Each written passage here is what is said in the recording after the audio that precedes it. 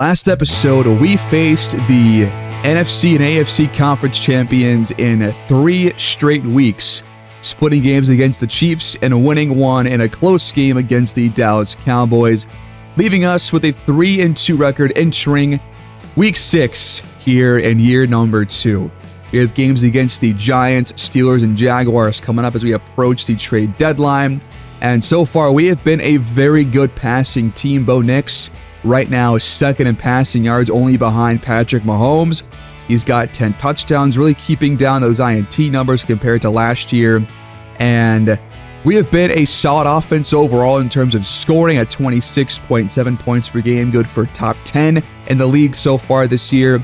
But we have not seen good defense. We have not seen a good rushing attack from this offense.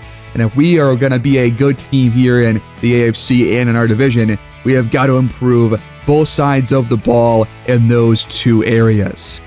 Surtain has been great this year and has 4 picks ever since he got that brand new 7-year extension. We've also seen Luke Blackstock and Jamil Barber, 2 of our rookies from this past draft, also play very well. But overall, the secondary keeps allowing yards after yards, allowing long, sustained drives through the air. The rush defense has been great, but the pass defense has been really bad unless we're forcing turnovers, which we can't always do on a game-by-game basis. So until we can become a more established, coverage team and bat passes down, get a pass rush going, and get pressure on quarterbacks, it's going to be hard for us to improve this pass defense because right now we are dead last in opponent pass yards per game, and we are third to last in terms of opponent points allowed per game. So the defense overall has actually not played very well despite us forcing a lot of turnovers and despite Baron Browning currently being top 3 in sacks on the year. He's been great to start things out. You have the top interceptions guy in Pat Surtain with 4, but we still don't have a quote-unquote good defense. As of right now, Mock Draft 1 has us picking at number 22 in the upcoming NFL draft, which would be our second draft in the series. I still think that offensive tackle and edge rusher should be our main targets and main focuses going into this next draft, just based on what I've seen so far in terms of the run game and in terms of how poorly we have been creating pressure besides Baron Browning. So I think that will be our focus for round 1, and we'll go after the other spot in round 2. Just depends on what players fall to us in the draft, but we still have a long ways to go until we get there. We have 20 contracts to negotiate this season, so we still don't exactly know who's going to be here and who's not going to be here going into year 3. But it's week 6 against the Giants. I think I want to watch one of these AFC matchups, probably week 8 against the Jaguars, because they're currently 2-3, and they might be around 500 once we play them in a couple of weeks. And these AFC games matter a lot this year because if we can stay around or just above 500 in this division, then we will compete for one of those top wildcard spots. I doubt we end up competing for the AFC West title, but if we can play well against the Raiders and Chargers, then we actually might have a chance. The Broncos win their 4th game of the season with an overtime victory over the New York Giants, who fall to 3-3. The Broncos move to 4-2. Probably one of Bo Nix's least efficient days in terms of the rating, but 1 touchdown, 1 pick, only sacked 3 times, had a 74-yard pass apparently. He heavily outperformed Mac Jones, who is now over in the Meadowlands with the Giants. On the ground, Greg Cooks had his best game of the entire year. 4.0 average. He got way more carries than Kamara did, and he also outperformed him on the average. Bo Nix scores once on the ground, once through the air. It is great to see Greg Cooks hopefully improve as the year goes on.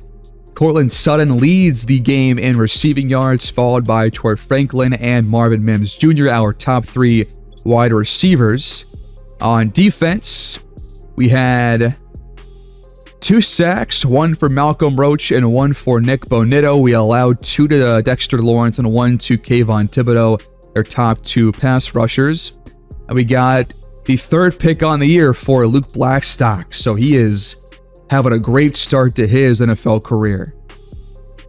And we have part 2 of our defensive back breakout for Chris Abrams' drain.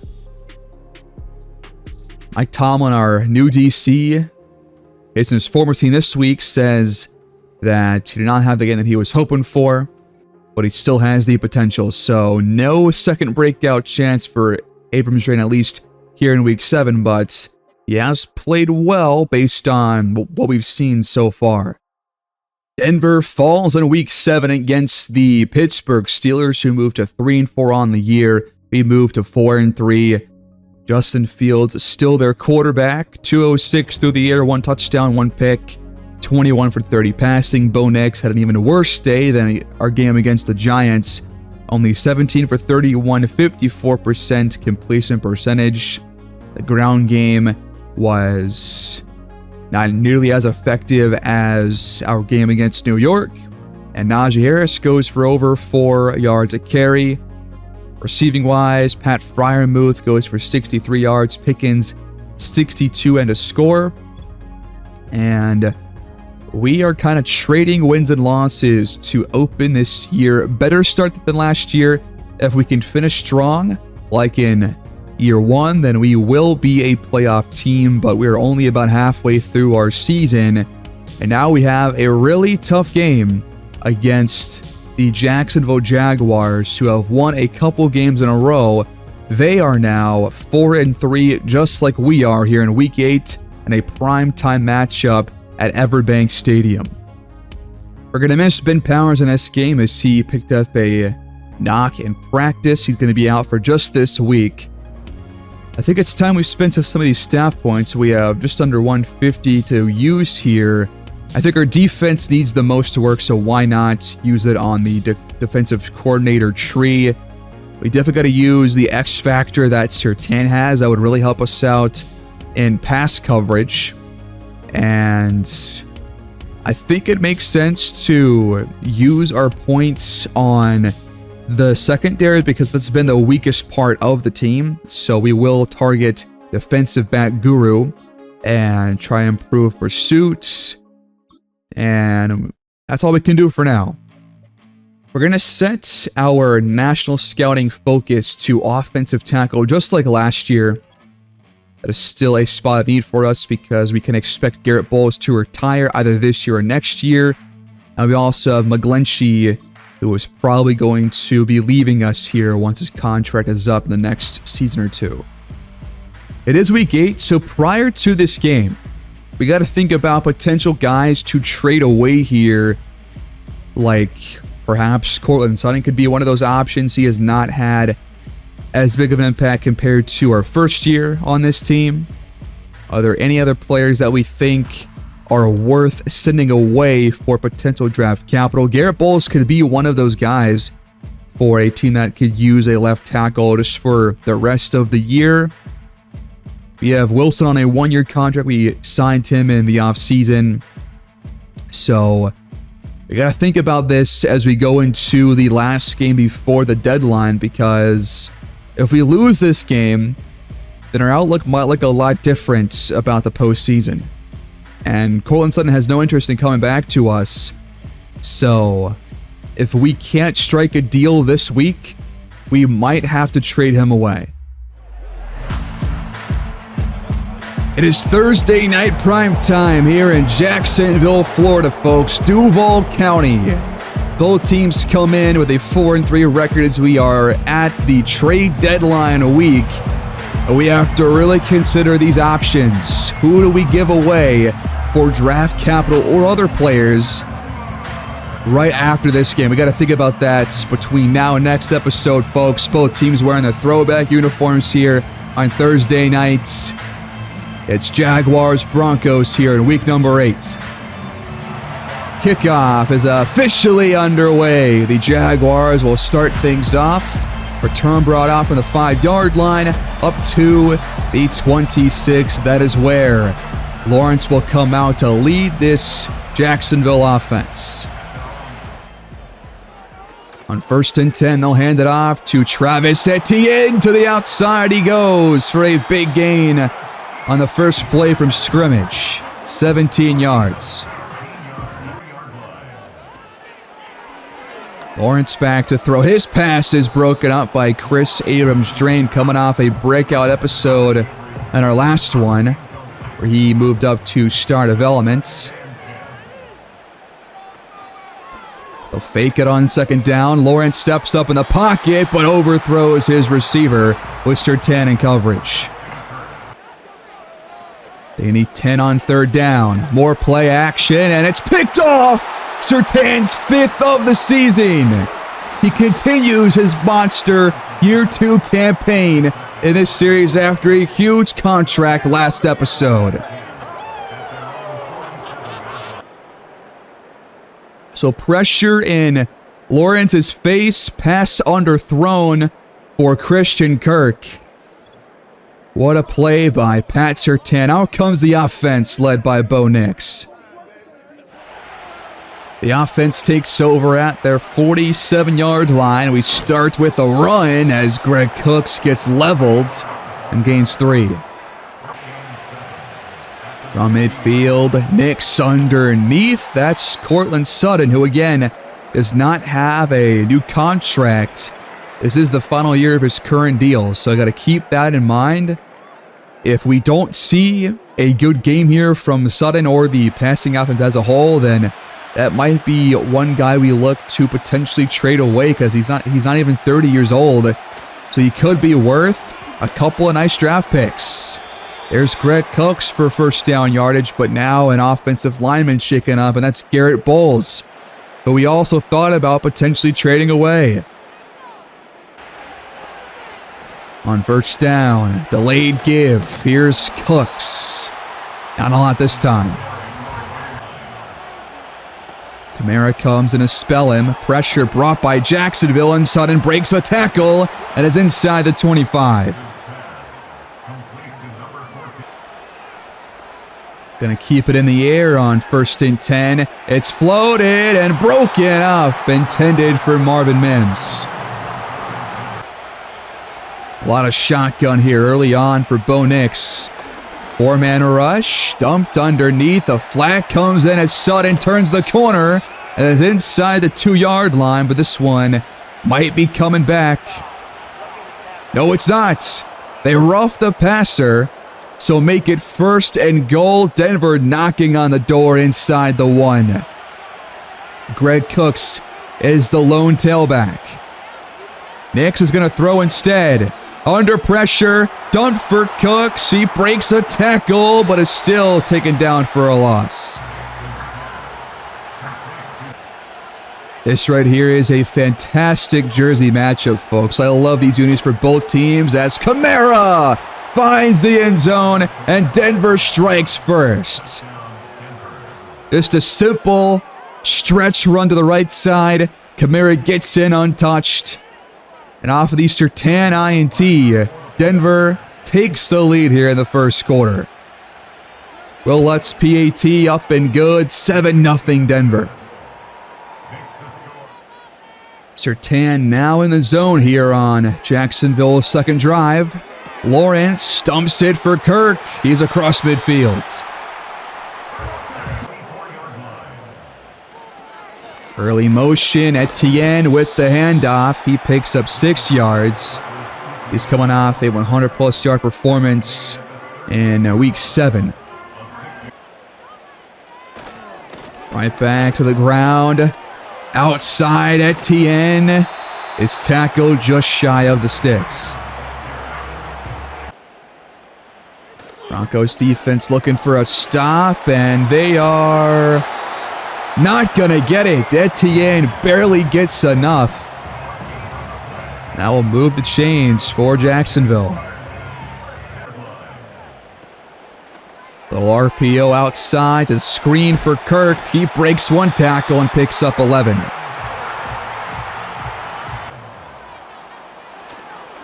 Run to the right. Etienne hits the edge inside the 10-yard line. 14-yard rush. I talked about earlier how the run defense was pretty darn good in our first couple of showcase games. That has not been the case here against Jacksonville. 41 yards on 5 carries for Travis Etienne. And now he makes the grab, but is tackled after a 1-yard pickup. 8 yards out, they hand it off. Etienne slips a tackle inside the 5. 3rd down coming up. Back to throw. Lawrence has time. It's incomplete on the outside. So Jacksonville gets on the board. It's 7-3. Broncos still in front. We start with a run. It's Alvin Kamara with a 4-yard gain. I do want to see us run the ball more. This playbook seems to be very pass-heavy. But if we can't run the ball well, then I'm not really sure why we would go to that. But so far, we actually ran the ball kind of decently in this game. But now we're called for a hold. That makes it 2nd and long. They bring 5, and we dump it off to Cooks, who just lost it. I mean, that's got to be a gain of 10 or more, man. He just could not hang on. He was wide open. That makes 3rd down a whole lot more difficult. Nix facing pressure, trying to extend it, but the Broncos go 3 and out. Just inside their 30 are the Jaguars on 1st and 10 as Etienne runs forward, picks up 6 more yards. Play action, and the pass is caught by Kirk. Turning upfield across the Denver 45. A lot of runs, a lot of play action. Jaguars trying to open up the field against this Denver defense. That pass is caught for almost nothing. Jags go empty to open the 2nd quarter, and it's a designed run for Trevor Lawrence. Don't see that call very often. That brings up 3rd and 2. 5 on the line for the Broncos.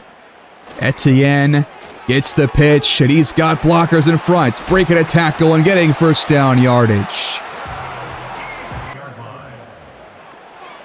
4-man rush over the middle and caught by Kirk. Ocean for Ingram on 2nd down. This one is checked down across the 1st down marker to Gabe Davis, his 1st catch and 1st targets of this primetime matchup, and now they go empty once again. Lawrence, clean pockets, knocked away by Jamil Barber. Outside run. This time we're all over it. 3rd and 12 for Jacksonville. Slip screen setting up. Etienne gets really close to a 1st down. But he is tackled by Surtain 2 yards short.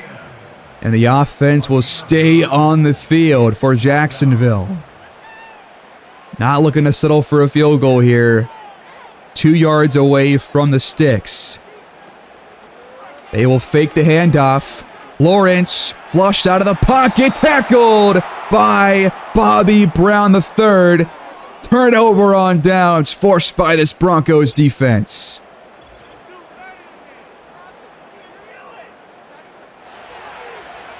An aggressive play call by Doug Peterson's Jags leads to a turnover, and now wide open, it's Greg Dulcich across the Denver 35-yard line.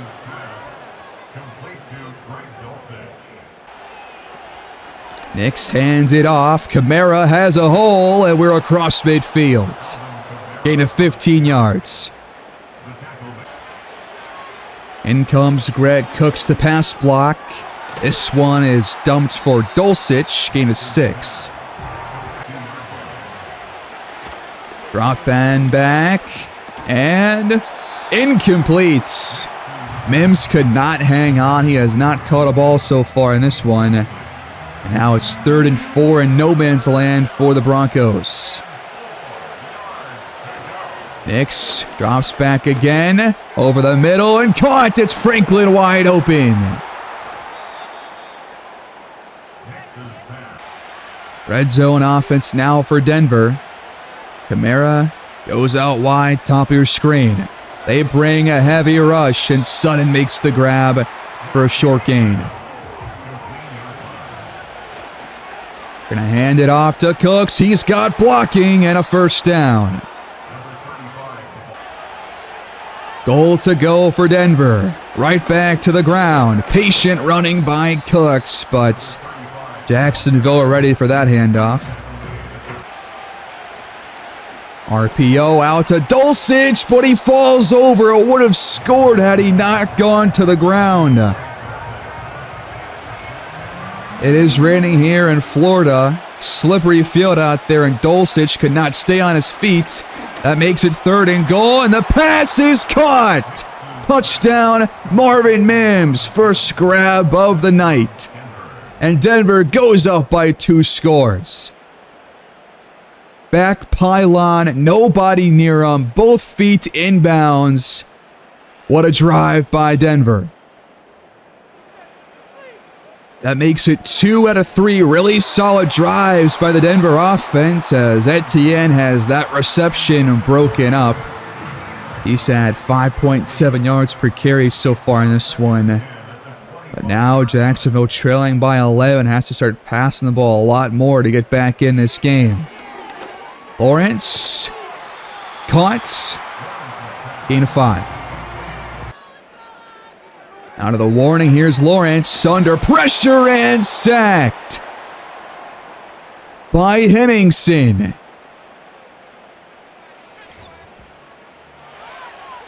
Two-minute drill for the offense after that big 3rd down sack. Here's Dulcich with that reception. Gain of 4 as a Jaguar is shaken up on the play. Nix delivers a quick one to Dulcich, turning upfield, breaking a tackle. On his 5th catch, he gets us inside the Jacksonville 40-yard line. Replay of this one, just a simple out route to the tight end, and nice job to turn upfield. 90 seconds left to go in this first half. Denver looking like they're a way better team than they were a couple weeks ago against Kansas City. That's going to be 9.5 for Greg Cooks. Both running backs out there. Cooks picks up the pressure, and the pass is caught. Inside the 5, it's Marvin Mims. Nearly had number 2.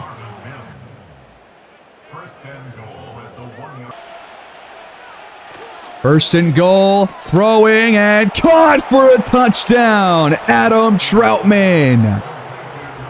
3 different players have now scored here in the first half. What a first couple of quarters for the Denver offense. 4 drives, 3 touchdowns. What a first half for the Broncos. They lead 21-3. Both sides of the ball playing very, very well compared to our first 7 weeks of the season. And if we can play this in the next half, then we are well on our way to one of our first blowout wins of the series. So can the offense pick up where things left off? We start with the ball here to open this 3rd quarter, leading by 18 points on the road against an AFC opponent. 1st and 10 Broncos from their 24. Little RPO pass that's caught by Franklin for 4 yards. Kamara goes out wide. Will pass again. This one is into traffic, but hauled in by Mims. After a quiet first quarter, he has been great since then. But it's 3rd and 1. Cooks is the tailback. We're going to pass the ball instead. Nix, time to throw, and it's caught by Surtain. With a man right there with him, he hangs on and picks up first down yardage. So Courtland Sutton just a couple grabs away from reaching 600 yards on the season. Here's Mims with the grab, 4 more through the air. A lot of passing here for Denver, but so far it's been working out. Let's keep things going. Just shy of the 50, 5-man rush, and Nix is taken down for Jacksonville's first sack. That's a loss of 9. Clean pocket this time, but we dump it off for Dulcich, nowhere near the first down marker. So that sack ends the Denver drive. Can Jacksonville get their first touchdown of the game here on this opening drive of the third quarter?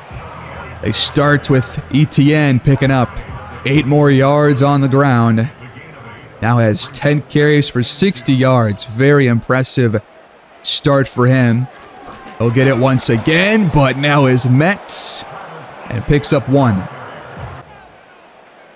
They just need the 1. Play fake. Lawrence over the middle. Broken up.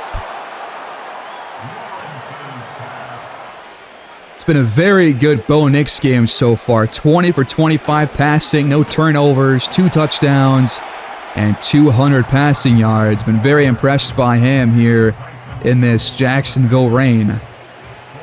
But now it's about putting a complete game together. Can the offense get back on the board here and extend our lead? That's Kamara being dropped for a loss by Olakun. And now it's 3rd and long once again. They made these second half third downs very difficult for Denver. Nix backing up and taken down. A 15-yard loss. Another sack by Josh Hines-Allen. Great starting field position for the Jaguars, and they're going to need it here. Only 3 points on the board. That one's caught by Kirk, gain of 7. They'll keep it through the air. Lawrence has time, but now bails and just barely gets rid of it with pressure coming. They've only had 2 third downs converted so far, and they get number 3 here with Travis Etienne. From the 31, they'll hand it off, and Etienne takes a shot from Baron Browning. He comes in to bring up a 2-yard loss, and now Broncos defense showing pressure on 2nd and long. Jaguars go 4 wide. They're going to throw it over the middle and caught. Kirk stiff arm Singleton to the turf. He is now over 100 yards on the day with 1 quarter left to play. Start of the 4th quarter. 3rd and 2 for Jacksonville. It's definitely 4-down territory the rest of the game for these guys. Down by 3 scores. That's going to be a first down to Gabe Davis. In the gun, a quick throw for Lawrence, caught by Brian Thomas Jr. inside the 10-yard line. They hand it off, running right, and nothing doing there for Travis Etienne. That is a loss of 1. We are the 6th best team this year so far in terms of takeaways. Had that first quarter pick off of Lawrence, which led to a touchdown a couple plays later. Now it's 3rd and 3. Empty look for Trevor Lawrence on 3rd down. Looking for the end zone and caught by Gabe Davis for a Jacksonville touchdown. This game is not quite over. The offense has to move the ball on their next drive or else Jacksonville might be on the comeback trail. It's been a quiet second half for the offense. A field goal or more would be nice. This one's caught by Dulcich. 6-yard gain. We hand it off to Kamara. Just our 2nd or 3rd run of the entire second half, and he is not going to get a whole lot there. 3rd and 3. Kamara spelled by Greg Cooks. We're going to throw it. Pocket collapsing. Nick sidearm throw incomplete for Troutman. Another Denver 3-and-out. As I said, this game is nowhere near over. Etienne with the head of steam. He's got 8 yards. If Jacksonville scores anything on this drive, it is back to 1 score. asking a lot of our defense here in this second half. After a fantastic first half display, Etienne will not get the first down. Third down, needing 2. They're going to get just enough. Gain of 5 for Etienne on carry 17. Rain still coming down here in Jacksonville, Florida. There's Gabe Davis after his touchdown last drive. He comes through here with a first down reception. Jacksonville now across midfield. About 10 yards away from field goal range. The late handoff. Etienne gains nothing. Dropping back. Lawrence over the middle has Kirk. Gain of 9 more. He's had a very busy day through the air. He's been T-Law's favorite target to this point. 3rd and 1. Lawrence, quick hitter, caught by Ingram. Under 4 to play now here at Everbank Stadium. This one is dumped off for Etienne, but he hangs on after a big hit. Jaguars going no huddle now. Quick one outside. Davis breaks a tackle and is inside the Denver 20-yard line. That was the rookie Luke Blackstock getting beat that time by Davis. I have barely called his name in this game at all. I've not really seen him or Jameel Barber anywhere, as nice tackle made by Abrams Drain, but a penalty comes in. It's going to be a hold on the offense. Loss of 10. So back to their 27. Lawrence under pressure, slings it, cross body, and finds Ingram. They'll get 8 yards back, but now they got to go no huddle once again. Lawrence stepping back, finds Davis, hammered down by Surtain and Abrams Drain. It's 3rd and 5. It's not 4th down territory here, and they're gonna need it as it's broken up by Donovan Wilson in the end zone. On 4th down, they will take the field goal. As expected, this will close the game to an 8-point Denver lead if the kick is good, which it is. The Broncos have not even crossed midfield in this half, but a couple first downs could end the game. That catch is hauled in by Troy Franklin. Been a pretty quiet game for him, all things considered.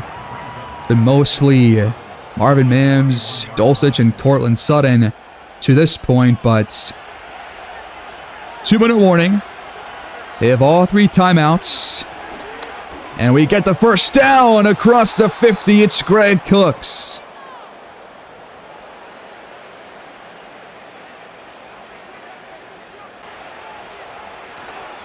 Right back to the ground. Cooks breaks a tackle. A strong run for another first down.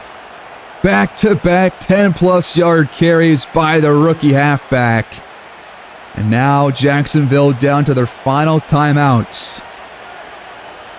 They get a stop here. They could still have time. But Cooks picks up 6 more.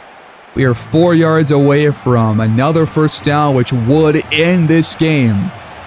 We're also in field goal range, which would also put this game out of reach for Jacksonville. Dulcich motions out, and Cooks gains nothing here. Denver draining clock on 3rd down. We're going to throw it. The pass is caught, but Mims goes out of bounds.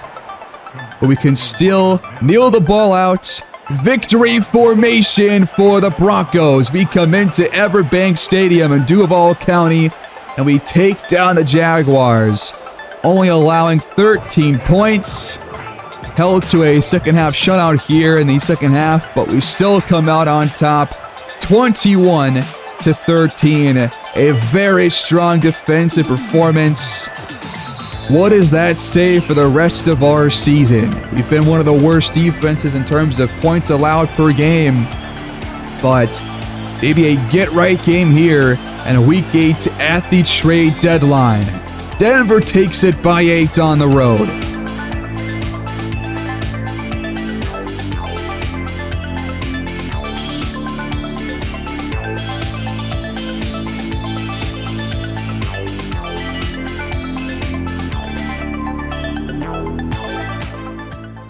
Broncos moved to 5-3 on the year. A really awesome game from Bo Nix, at least in the first half.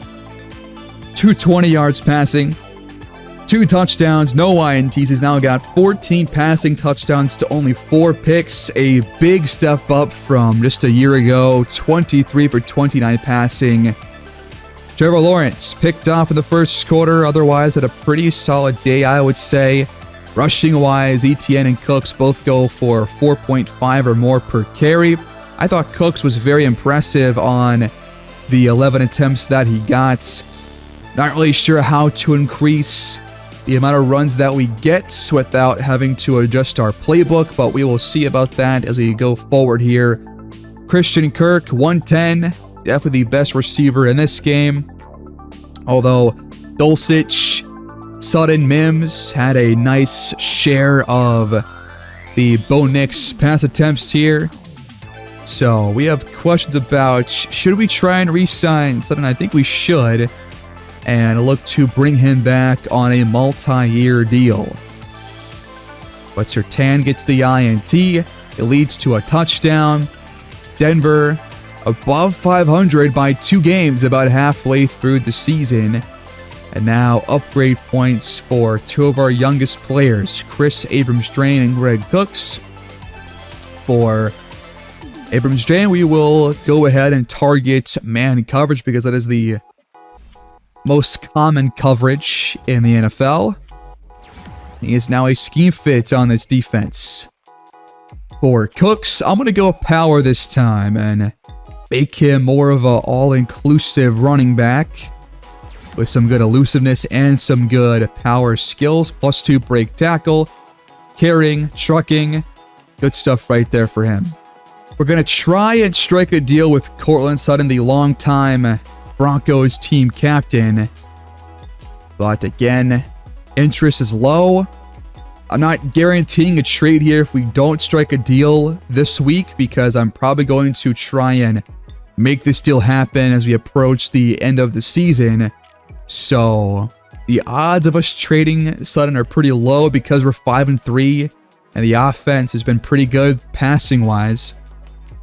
But I want to bring back Sutton because he's been a big part of the offense these last couple of weeks, and he will accept the 3-year offer.